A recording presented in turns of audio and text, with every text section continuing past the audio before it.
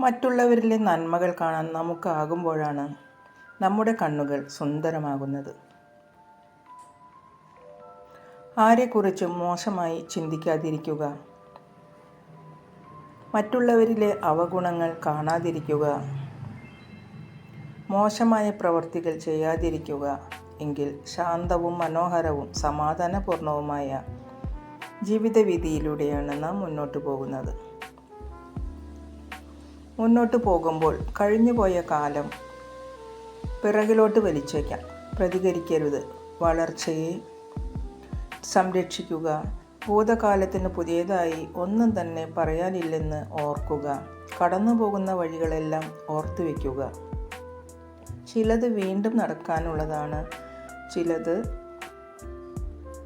ഇനി ഒരിക്കലും നടക്കാതിരിക്കാനും.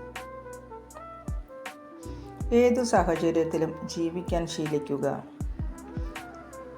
എങ്കിൽ മാത്രമേ എന്തും സഹിക്കാനുള്ള ധൈര്യം ഉണ്ടാകൂ.